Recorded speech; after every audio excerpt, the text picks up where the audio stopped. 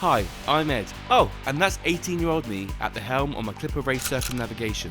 Let's skip 10 years and this is now me, 28 years old, trading highways for sea days. Step on board and welcome to Sailing Optimist. Home sweet home. It is Kirsty's birthday trip. She's officially the big 3-0 and she went away on holiday without me because what a great friend she is. Jokes, I couldn't go. But it's her birthday party and we are having tacos, we're having some margaritas, we're gonna have some nachos. It's gonna be a great night. And I'm not cooking, which is terrible, but I'm getting us to our destination.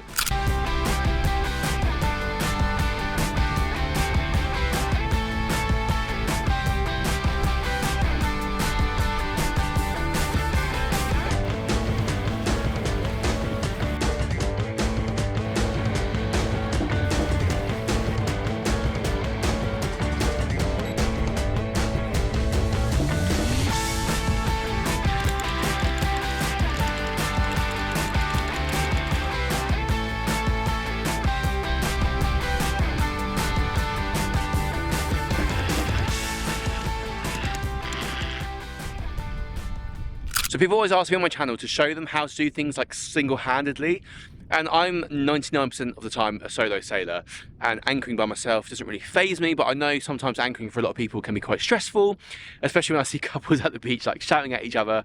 But I've kind of like perfected, I'd say, a method that I've done over the years since I was a kid of anchoring like my parents' boats before I got my own.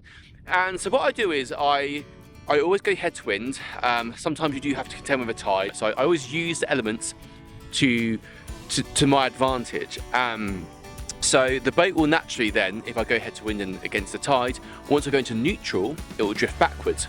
And the way to lay an anchor is you need to drop it when your boat is stationary, and as either put the boat in like into a stern gently or use the elements, the boat will drift back and you lay the chain. Often you see so many mistakes, especially around here at anchor, or people just dumping all of, say, like 40 meters on top of each other, and then they wonder why their boat isn't holding because it's be drifting around and it won't hold and it won't lay and settle properly. So what I do is I put my boat into neutral and I wait for the boat to pretty much be stationary. I get my depth, I head up to the bow and do my equation. So my equation for me is always work out the tidal difference. So tonight we've got like a 4 meter tide. I've got 8 meters here, so I work out my tidal difference of whatever stage of the tide I'm at, and then I times it by 3 plus the drop. And some people do it times by 4, sometimes times by 5, but for my boat, times by 3 is absolutely fine. Often if you put too much out, your spin radius is just insane. And this area where I'm anchored tonight at Kirsty's favourite spot, which is East Head, West Witterings, if you know the area, you'll know that it gets very, very busy in the summer, and I kind of like to keep my spin radius pretty tight, or as well as I can and safely as well without dragging. So once I anchor, come up to the bow and I lay out my chain and let the boat drift backwards nicely, and then when it comes to hold, like you saw, I'll then tie my knot. And that knot I've learned, I kind of like made it up, but use a knot that my skipper on my sailing race taught me, Rich Gold. That's like a transfer of load knot. I use it on the anchor and it works really well because as soon as I lift it back up again, it undoes really easily. And I know you can buy like snuffers and stuff like that, but it works exactly the same. It takes the weight off of the chain and off of the windlass. I don't like, and I see so many people do it, leaving the pressure on the windlass overnight because that can slip. Whereas this knot is pretty good. The load is then transferred onto the cleats, which are the strongest points on the boat. And when the waves comes, the rope stretches a little bit, and it keeps you for a nice peaceful sleep. And then when I'm sleeping, I do have anchor drag, so I set my position on my GPS. I have an app on my phone, and then I set what depth I've got out, so I know what my spin radius is. Sometimes like 20 meters, for example. And then if I break that radius, or circumference, should I say, I don't know what the right term is, I'll get an alarm and it'll wake me up. But yeah. After towing the tender as well, I do always like to check the line before I start to relax, because sometimes it can So undo itself, and there's a little strong tide, but she is a beauty. If you haven't seen my unboxing, it's on Instagram, and I got a 3D tender. It's called a Twin Vib Air 2.280 from 3D Tenders, and it's epic. I should have a larger engine coming soon, but I'm so excited, and it's so nice to be able to tow something, because my other thing, if I towed it off the back, it would just submerge itself. But no, she's a beauty, and I'm so grateful that I've managed to get this. And tomorrow morning I will be unboxing some very exciting news, and I'll be sharing the exciting news that I've been holding out for such a long time. But until then, it is tacos and nacho time. Happy birthday to you. Happy birthday, dear Kirsty. This is a meal of champions. I don't think it is. Guys, these nachos. Happy birthday, Kirsty. Thank you. Kirsty has also made tacos. It's the most basic food ever. Look at that. To Mexico. We got these bad boys. So authentic. So authentic, homemade.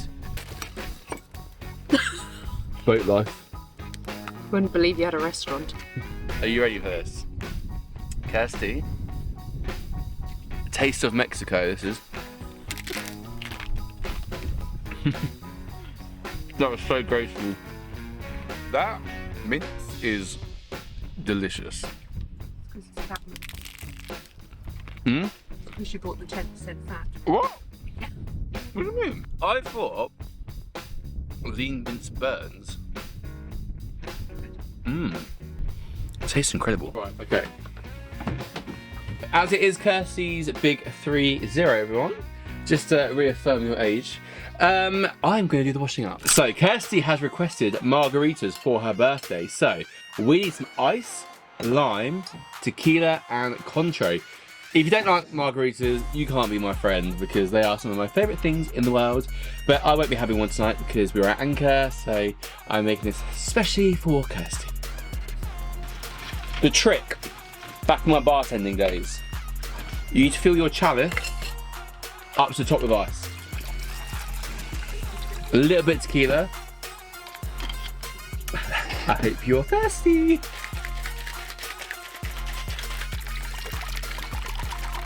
It is nice, yeah. I mean, that is a lot of tequila in that drink. Well, he's not waking up for the Anchor alarm.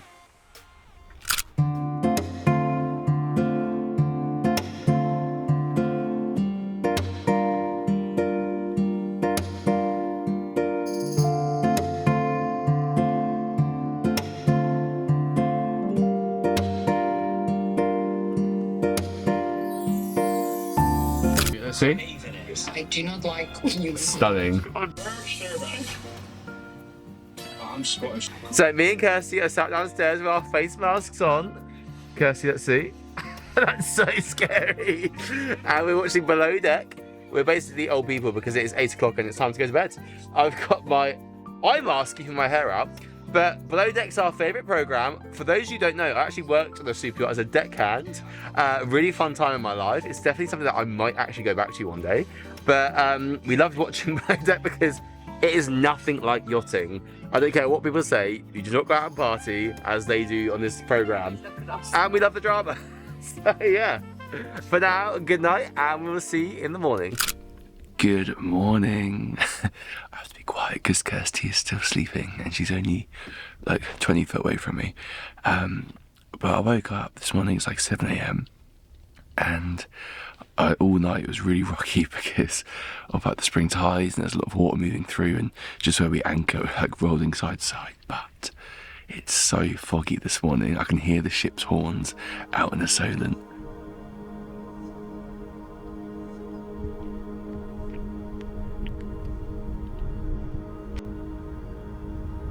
As Kirsty's still sleeping, I'm going to take my coffee that I've just made and then take the dinghy to the beach.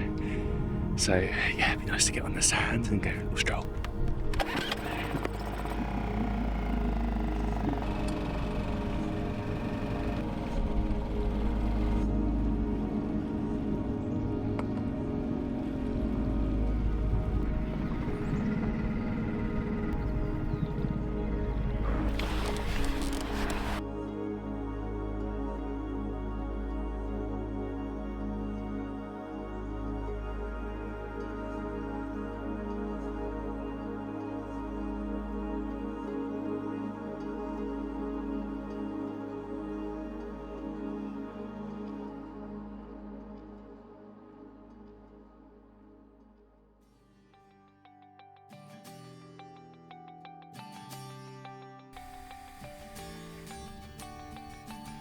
Good morning, princess. Don't you dare film me. I have made myself another coffee because after my tragic event on the dinghy where I lost my coffee, the whole reason I went to the beach. So yeah, happy Saturday. Guys, I know I've been teasing with you online about this big news I have to share, and I can finally share it. Sailing Optimist and I are partnering up with Pantanius Boat Insurers. If you don't know much about them, please, there's a link here, click on it, find out some more information. They are the leaders in boat insurers for sailing boats, motorboats, all the way up to super yachts. So any boat, any vessel you have, they'll be able to look after you, and they are just great. But working with them has also led me to working with other people in the industry, and Spinlock. If you don't know who they are the leaders in life jacket technology and safety equipment on the water. And they have sent me 2 of their new 6D deck vests, which are 170 newtons. There's so many little cool gadgets in here. Guys, you will be safe if you have these. And they've also sent me, which I think is amazing, are these safety lines. And when you come up on deck, when it's a bit gnarly outside or you're offshore, you need to clip on. And these clip to the life jacket and then onto the clip points on the boat. Spinlock, I'm so grateful. I'll do a proper review in my next video, but stay tuned on socials. I'll explain how these operate, how they fit, how you should fit a life jacket. There are so many things that people misunderstand when it comes to life jacket and safety on the water, but I'm hoping I can share some of my knowledge with you guys. But Spinlock, thank you so much. Guys, I've just put on my 6D life vest for the first time. The white one has my name all over it. They're actually quite an attractive design for a life vest. But the first thing that stands out to me, which is a great design, is the attachment point here, how the clasp works. A lot of the time I hand these over to my friends when they come on board, or just throughout experiences in the past with non-boaties. They always struggle to set up their life vest. And this is literally just a simple push through and clip, and it's in. And to get it out, it slides and goes back out. I mean, that is a very simple life vest design that I've ever come across. I'll let you know how it goes over the next season. And yeah, Kirsty and I just made it to the beach. The dinghy. Do you like the dinghy? Yeah, Well, it's much better than the other one, isn't it? Sorry. no, ask me again, I'll do it properly. Okay. Kirsty, do you like the dinghy? I did like the dinghy. Perfect. Do you think it's better than the other one? Yes, I do think Well, it's better than the other I think one. anything is better than the other one. I just enjoy fiddling.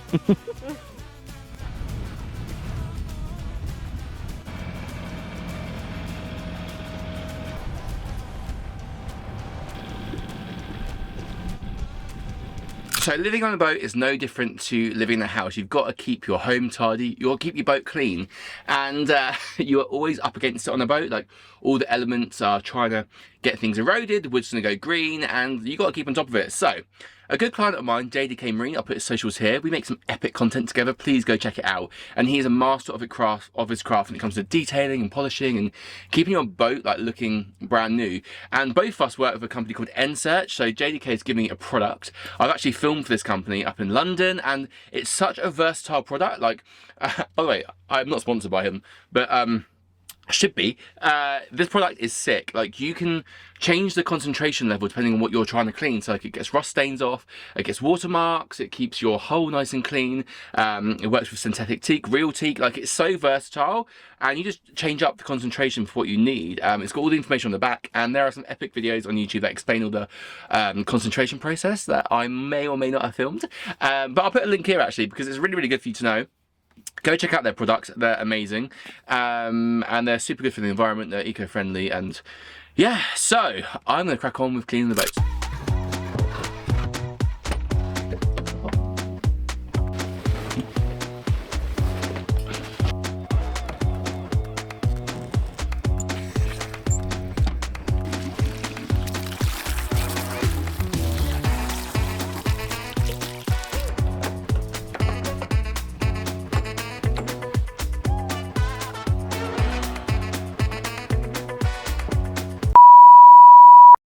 So that was eventful. I cleaned the outside of the boat, got to the end, recorded it all, and then as I was getting onto the boat, the attachment part of my Insta360, which is like a really, it's a 360 camera, which is insane. I use it all the time. Decided to come loose, and then the camera fell off the boat. And yeah, so that's my first camera over the side. I'm sure there'll be lots more to come in the future, but it's so annoying because I had so much footage on there that I took throughout this like whole YouTube video, which I can't use now. But we live and we learn, and next week is another week. I'm hoping to get some further afield trips in as the warmer weather comes. So off to the Channel Islands soon. I cannot wait to film it. But stay tuned. If you like this video, please subscribe, give it a like, and leave a comment. I love to hear from you guys. I love it when you ask questions. I like to get to know you guys, and if you want to know more about me, pop it in the comments, and I'll answer as best as I can. Or head to my Instagram channel, Sailing Optimist 95, and you'll find daily updates on there on board Optimist. But until next week, keep those dreams alive, because those are the things that drive us in life. And I made the big change. I took the bold leap and I made that decision just to change my life, and look where I am now, and I'm so grateful.